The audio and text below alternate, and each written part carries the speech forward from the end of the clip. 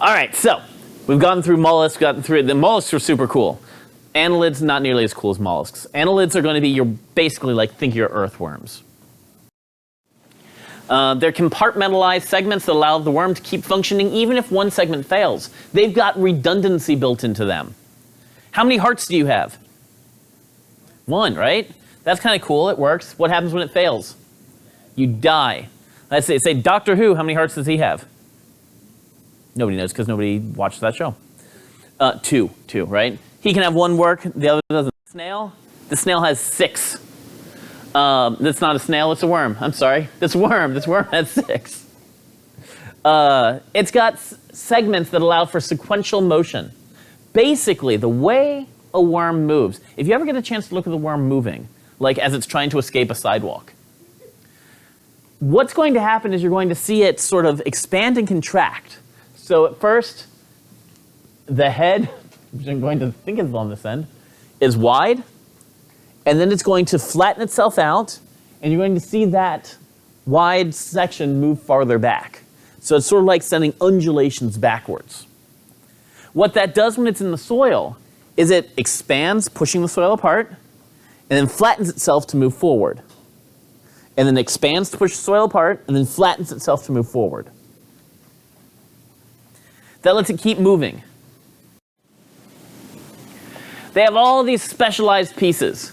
So they've got a prostomium, a peristomium, a mouth, a growth zone, a pygidium, and an anus.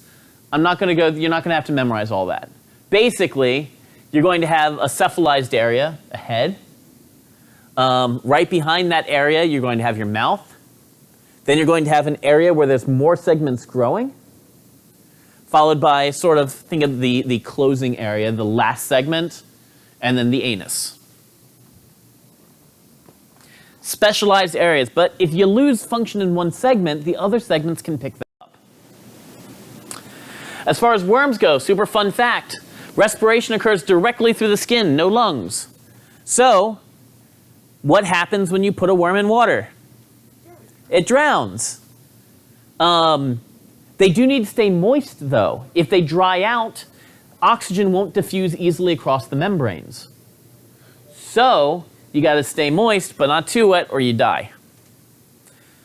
They have to constantly regulate themselves. This is why after a rainstorm, you're going to see worms on the sidewalks, because they're trying to escape the water that's completely saturated the soil. So they come up on the sidewalk. Well, what happens after it rains? Sun comes out. Sidewalks dry way faster than the soil does, so they can't escape and they die. Leeches are a type of annelid. Leeches were used by doctors previously to drain the bad humors from a person, because it used to be thought that you've got 4 distinct humors in your body that control your health and your emotions and all that stuff. It was, let's see if I can remember them. So like red bile, black bile, phlegm, and blood. Yeah, I did remember them. And the way you would fix a person was by getting them in balance.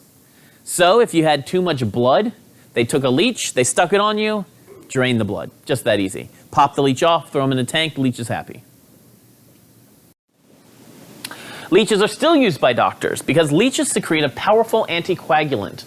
That means they stop the blood from coagulating. They stop it from becoming a scab, from hardening up. So when you have, say, an ear is very soft tissues. It's got tiny, tiny blood vessels in it. If something was to happen and your ear was removed, the ear tissue would rapidly die because it's not getting blood. It would not have oxygen. So to reattach it, they'd put the ear back on and put a ring of leeches around. And that ring of leeches would secrete a chemical that allows the blood to keep going and not clot. So you're constantly feeding the ear still. That allows the cells to undergo mitosis and repair the wound. You're stitched back together too. It's not like the leeches are holding on. Make you look like, what? It's so gross. Oh, it's gross, yeah. But it's real. That's crazy, isn't it? That's great and all, but like, oh my God. I would want them to keep that to themselves. Keep it to yourself. Go in your leech room and stay there. Right. Another type of annelid are the nematodes. These are called the roundworms. They're found in all over the world in every possible environment. If you were to take a shovel, put it into the ground, stick it up, you're going to have like 1 million nematodes in there. Nematodes also are parasitic like these pinworms or roundworms. Have you guys ever had a dog that had worms? No? Good. It's disgusting. You might have had, some people worry about their kids having worms. And this is one of my biggest concerns when I had my daughter. My daughter wasn't the smartest when she was young. She would put things in her mouth just for fun.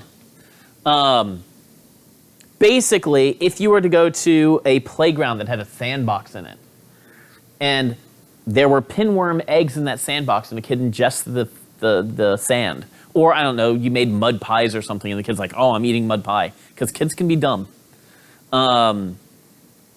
There's a chance that that kid is going to end up with a pinworm infection in their intestines. What will occur then is the pinworm will hatch and start to grow. As you can see here, this is a heartworm. Basically, you've got an organ that starts filling up with worms. The worst part about it, and what I was most concerned about, was changing my kid's diaper after going to a playground.